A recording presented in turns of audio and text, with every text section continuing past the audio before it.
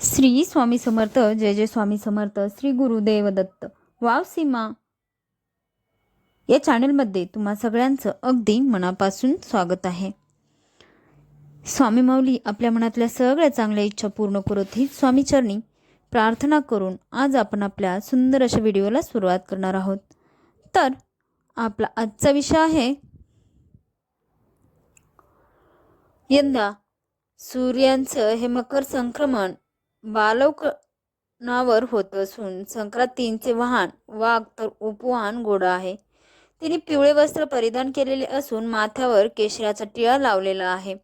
मकर संक्रांतीला स्नान, दान, जप इत्यादी शुभ काम तसेच काही खात्रीशीर ज्योतिष उपाय केल्यामुळे आपल्याला पुण्यांची प्राप्ती होत असते. 14 जानेवारीच्या सकाळी 8:54 सायंकाळी 4:54 त्या गोष्टी करता येतील. तसेच मकर संक्रांत झाल्यावर किंक्रातीचा एक दिवस सोडून द्यायचा, कारण त्या दिवशी संक्रांतीची कर असते आणि त्यानंतर रथसप्तमीपर्यंत देखील आपण दानधर्म करू शकतो. म्हणून सकाळी सूर्योदयापासून सायंकाळी सूर्यास्तापर्यंत वानवसा आपल्या विवाहित महिला आपल्या सख्यांना देत असतात. पण हे सगळं करत असताना आपल्याला काही अशा वस्तू की त्या देणे टाळलं आहे, तर कोणत्या आहेत त्या 3 वस्तू हे आपण जाणून घेऊ. सर्व गोष्टींची माहिती ऐकण्यासाठी हा व्हिडिओ संपूर्ण पहा. तसेच कमेंटमध्ये लिहा ओम सूर्याय नमः. चला तर मग व्हिडिओला सुरुवात करू. 20 ते 30 डिसेंबर दरम्यान दरवर्षी सूर्याचे उत्तरायण सुरू होते असतं. यंदा ते 21 डिसेंबर 2024ला सुरू झालं. तरीही मकर संक्रांतीलाच काही भागामध्ये उत्तरायण असं म्हटलं जातं. ते यासाठी की मकर संक्रांतीच्या दिवसापासून पुढे जून महिन्यापर्यंत सूर्य उगवताना आपल्याला काहीसा उत्तरेकडे झुकलेला दिसतो आणि तो अगदी स्पष्टपणे दिसतो. आर्थिक मान्यतेनुसार सूर्य उत्तरायणमध्ये असणं म्हणजे साक्षात आपल्यासाठी मोक्षाचं दार उघडलेलं असणार.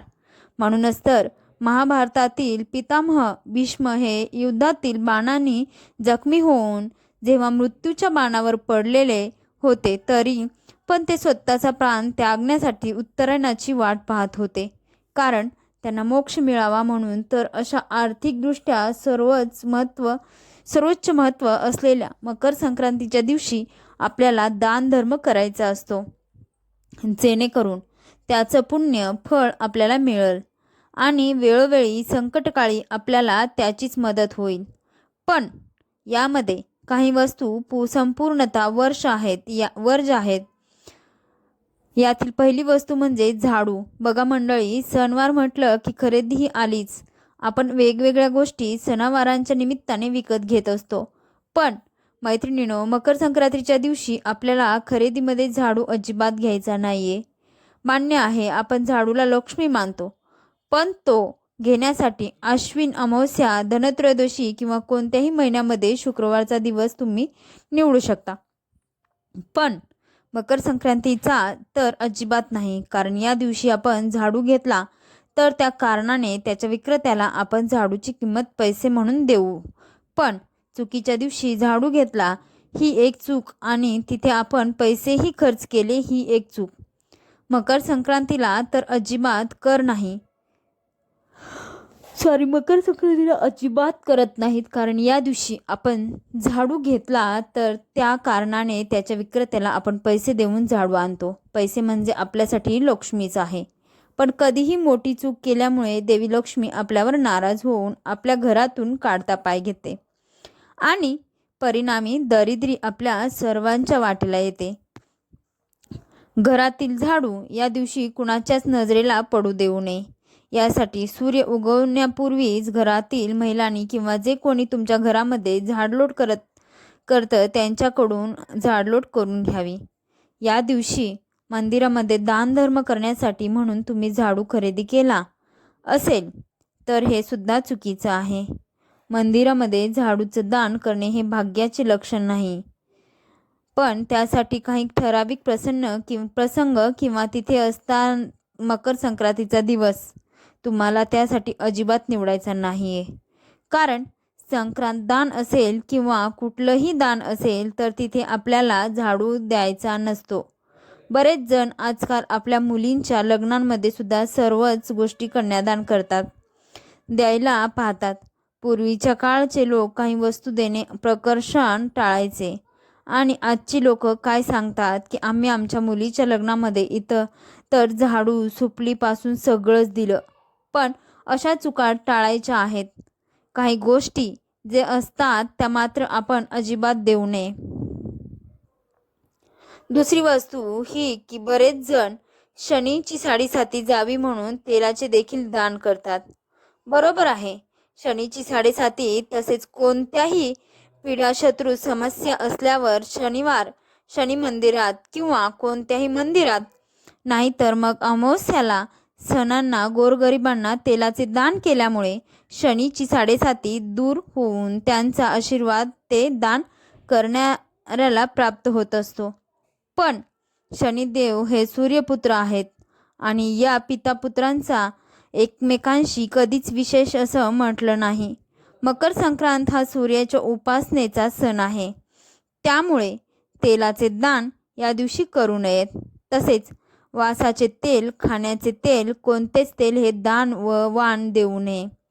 कारण तुम्ही सुद्धा घरातल्या लक्ष्मीच आहे आणि लक्ष्मीच्या हाताने तुम्ही जर हे एखादे तेल, खाद्यतेल इतर लक्ष्मींना देण्याचा विचार करत असाल तर त्याचा परिणाम उलट होऊ शकतो. आता यातल्या तिसऱ्या वस्तूंची माहिती घेऊया. ही वस्तू सुद्धा आपल्याला मकर संक्रांतीच्या वाणामध्ये किंवा दानामध्ये द्यायची नाहीये. हळदी कुंकू म्हटलं की काही वाण वस्तू सुद्धा एकमेकींना देताना किंवा घेताना दिसतात. त्यामध्ये काही संसार उपयोगी वस्तू वाण म्हणून वाटलं जातं. आता यामध्ये किसनी, बटाटे वगैरेची साल काढण्यासाठीच पिलर, पिझ्झा कटर किंवा मेकअप साहित्य सुद्धा महिलांना कामात येऊ शकतं. म्हणून सेफ्टी पिना वगैरे सुद्धा महिला वाणामध्ये देतात. तर अशा टोकदार किंवा धारदार वस्तू किंवा टाचण्या, पिण्या, पत्रांच्या क्लिपा, चाप, चाकू म्हणजे काय एक प्रकारचं लोखंड. या दिवशी धारदार, टोकदार तसेच लोखंडी वस्तू देणे याचा अर्थ आपण आपल्या कुंडलीतून केतू आणि शनी या ग्रहांना खराब करून घेत आहोत किंवा कमजोर करून घेत आहोत. हिंदू धर्मामध्ये अशा वस्तू भेट देणं निश्चित मानलं गेलेलं आहे. त्यामुळे आपल्याला मकर संक्रांतीचे जे काही वाण महिलांना वाटायचं असतं किंवा काही दानधर्म करायचा असतो त्यामध्ये अशा टोकदार, धारदार किंवा लोखंडी वस्तूचं दान अजिबात करायचं नाहीये. यामुळे आपल्याला शनीच्या कोणाला समोर जावे लागू शकते. शनी आपल्याकडून वायपट खर्च करून घेतो. कोर्ट कचेरी, आजारपण, कामात अडथळे इत्यादी. यातील चौथी वस्तू म्हणजे कपडे बघा. मकर संक्रांतीच्या पुण्यकाळामध्ये किंवा त्या दिवशी शक्य झालं नाही तर किंक्रांतीच्या दिवशी सोडल्यानंतर साधारणतः रथसप्तमीपर्यंत सकाळी सूर्योदयापासून सूर्यास्तापर्यंत अगदी कोणत्याही वेळेमध्ये तुम्ही जर कपड्यांचा दानधर्म केला तर तो सर्व दानामध्ये सर्वश्रेष्ठ मानला जातो. कारण मकर संक्रांत किंवा अगदी रथसप्तमी येईपर्यंत भरपूर थंडी असते आणि ही जी थंडी असते ती आपल्याला अगदी असह्य करून सोडते की कधीही थंडी जाईल आणि उन्हाळा येईल. त्यामुळे कपड्याचे दान करताना सुद्धा आपण जर त्यामध्ये ब्लँकेट, चादर किंवा उबदार कपडे म्हणा गरजू लोकांना दिले की खरंच काही लोकांना याची मदत होऊ शकते. तर प्रत्यक्ष सूर्यनारायण आपल्यावर प्रसन्न होतात. कारण स्वतः सूर्यदेवांना निरपेक्ष दानांचा धनी असं म्हटलं जातं. कारण सूर्य स्वतः तापतो आणि सर्वांना प्रकाश किंवा उजेड देण्याचं काम करतो. म्हणून आपण त्यांना निरपेक्षताना म्हणतो. त्यांच्या नावाने दान केलं तर पण काही जण काय करतात की नवे कपडे नाही घेत तर आपल्या घरातले थोडेफार वापरलेले कपडे असतील ते देतात आणि काही महिला आपल्या कामवाल्या ताईंना पण आपण मकर संक्रांतीच्या काही वाण म्हणून देऊ तर त्यामध्ये आपले जुने कपडे देतात. पण असं अजिबात करू नका. याचा उलट परिणाम तुमच्या कुटुंबावर आजारपण येईल. अशा पद्धतीने वाईट परिणाम होऊ शकतो. त्यावर होणारा खर्च म्हणजेच तुमच्या घरातून लक्ष्मी निघून जाणं. दान किंवा वाण या स्वरूपामध्ये आपल्याला नवीन घेतलेलाच वस्त्र द्यायचं असतं. हे मात्र नेहमी लक्षात ठेवा. आणि एक गोष्ट लक्षात असू द्या की आपण दुसऱ्यांना जे काही देतो तेच किंवा तसंच आपल्याला परत मिळतं. म्हणून देताना चांगले द्या, म्हणजे आपल्यालाही त्यातून काहीतरी चांगलंच मिळेल.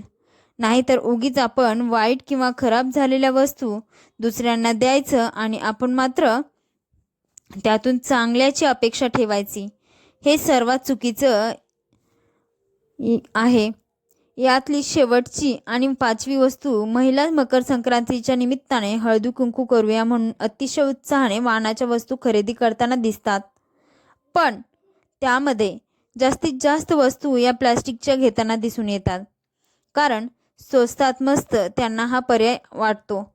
म्हणून पण आधुनिकता किंवा पैसे वाचवण्याच्या चक्रामध्ये त्या हिंदू धर्मातील या पवित्र सणाचा मूळ गाभाचा विसरत आहेत.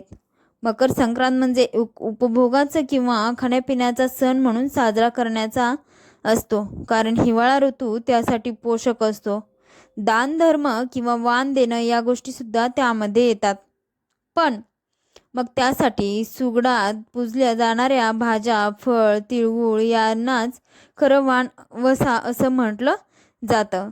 पण हळूहळू या गोष्टींची जागा वेगळ्याच वस्तूंनी घेतली आणि हिंदू धर्मामध्ये हे सांगितलेले आहे. भांडी-कुंडी या वस्तू जर आपल्याला दान धर्मामध्ये द्यायची इच्छा असतील तरी पण तांबे, पितळ अशा वस्तू द्यायला हव्यात. धातूंना महत्त्व द्यावं. प्लास्टिक, लोखंड, ॲल्युमिनियम या धातूंना नाही. मकर संक्रांत म्हणताना आपण नवीन वस्त्र, तिळपात्र, नवे भांडे, सोने दान करावे हे ऐकतो, पण करतो मात्र यांचा उलटच. दान हे सत्पात्रे असावं, गुप्तपणे करावं, आपल्या कुवतीनुसारच करावं. पण त्यातही काय देणं आपल्यासाठी हिताचं आहे, काय धोक्याचं आहे याचा विचार करूनच पुढचं पाऊल टाकणं फार म्हणजे फार महत्त्वाचं आहे. ज्याला हे कळलं ती व्यक्ती खरी लक्ष्मीपुत्र होय. हा माहितीपूर्ण व्हिडिओ आवडला तर आपल्या व्हिडिओला लाईक करा आणि आपल्या वाव सीमा या चॅनलवरती जर का तुम्ही नवीन असाल तर आपल्या वाव सीमा या चॅनलला नक्कीच सबस्क्राईब करा. कारण आपले वाव सीमा हे चॅनल आपल्यासाठी रोज नवनवीन माहिती घेऊन आपल्या भेटीला येत आहे. श्री स्वामी समर्थ. जय जय स्वामी समर्थ. श्री गुरुदेव दत्त. व्हिडिओ पूर्ण ऐकल्याबद्दल अगदी मनापासून धन्यवाद. श्री स्वामी समर्थ.